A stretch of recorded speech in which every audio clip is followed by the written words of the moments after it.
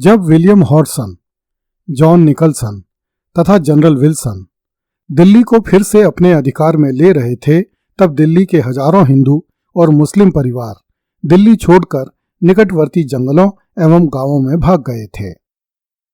जब हॉडसन ने बादशाह को गिरफ्तार कर लिया तथा शहजादों को गोली मार दी, तो अंग्रेजों ने दिल्ली पर अपना पूर्ण अधिकार होने की घोषणा कर दी।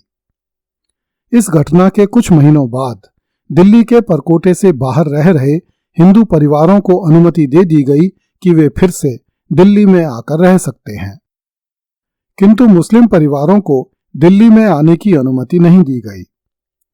अंग्रेजों को अब भी उनसे खतरा अनुभव होता था। इस कारण दिल्ली के मुसलमान परिवार दिल्ली के परकोटे के बाहर झोंपड़ियां डालकर रहते थे। मिर्जा गालिब ने लिखा है कि पूरे शहर में 1000 मुसलमान मिलने भी कठिन है और उनमें से एक मैं हूं। कुछ तो नगर से इतने दूर चले गए हैं कि लगता ही नहीं कि वे कभी यहां के निवासी थे। कुछ बहुत अहम लोग नगर के बाहर टीलों पर, छप्परों की झोंपड़ियों में या गड्ढों में निवास करते हैं। उन सुनसान स्थानों में रहने वालों में से अधिकतर वापस अपने घरों को लौटना चाहते हैं। भारत के राष्ट्रीय अभिलेखागार में विदेश राजनीतिक विभाग की एक पत्रावली में 31 दिसंबर 1859 का एक एब्स्ट्रैक्ट ट्रांसलेशन लगा हुआ है, जिसमें a petition from the Mussalmans of Delhi का अंग्रेजी भाषा में संक्षिप्त अनुवाद किया गया है।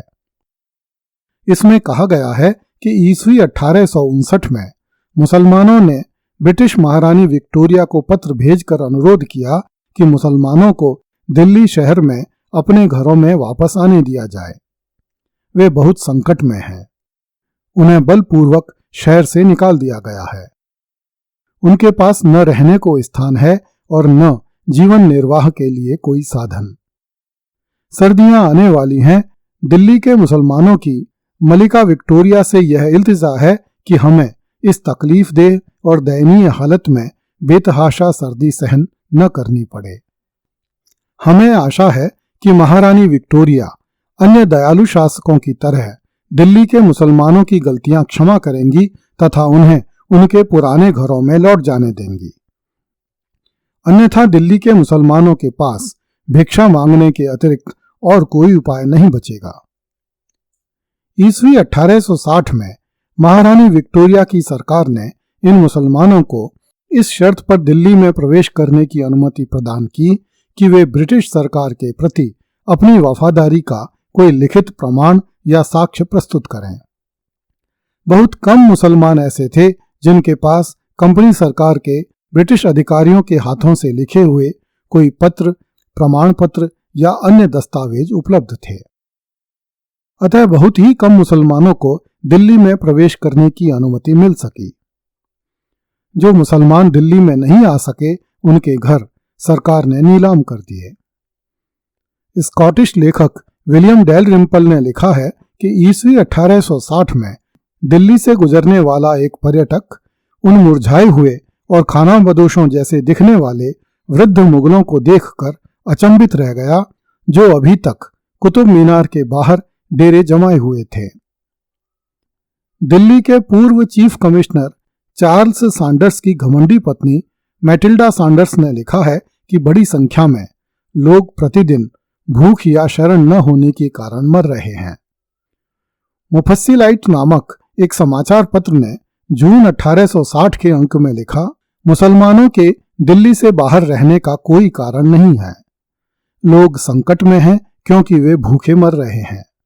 उन्हें नगर के बाहर निकाल दिया गया है और उनका सब कुछ लूट लिया गया है। हजारों मुसलमान बेघर और बेसरो सामान होकर घूम रहे हैं। हिंदू अपनी फर्जी वफादारी पर फूले हुए सड़कों पर अकड़ते घूम रहे हैं। अंग्रेजों को अब यह नहीं सोचना चाहिए कि दिल्ली को पर्याप्त सजा नहीं मिली है। जरा उन खाली सड़कों पर जाकर देखें जहां घास उग आई है। ढा दिए गए घरों पर दृष्टिपात करें और गोलियों के निशानों से छिदे हुए महलों को देखें। मिर्जा गालिब ने जनवरी 1862 में अपने एक मित्र को पत्र लिखा कि दिल्ली में जो थोड़े बहुत मुसलमान बच गए हैं वे अब या तो कारीगर बन गए हैं या फिर अंग्रेजों के नौकर। बहादुर शाह जफर की औलादें जो तलवारों के नीचे आने से बच गई हैं 5-5 रुपया महीना पाती हैं। औरतों में जो बूढ़ी हैं वे कुटनियां हैं और जो जवान हैं वे तवायफ बन गई हैं। दिल्ली की मुगल औरतों के पतन का एक बड़ा कारण यह भी था कि अंग्रेजों को पक्का विश्वास था कि दिल्ली के मुगलों ने विद्रोह के दौरान अंग्रेज औरतों से बलात्कार किए थे। इसलिए जब दिल्ली उनके हाथ में आ गई तो उन्होंने मुगल औरतों को अपने बलात्कार की शिकार बनाया। हालांकि चार्ल्स सैंडर्स ने इस आरोप की जांच की तथा अपनी जांच रिपोर्ट में कहा कि मुगलों ने किसी भी अंग्रेज औरत के साथ बलात्कार नहीं किया था।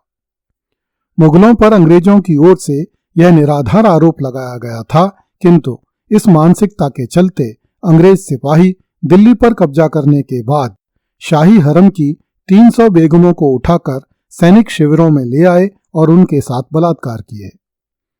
जिन औरतों को अगवा नहीं किया गया था वे भी पेट की आग बुझाने के लिए वेश्यावृत्ति करने के लिए विवश हुईं।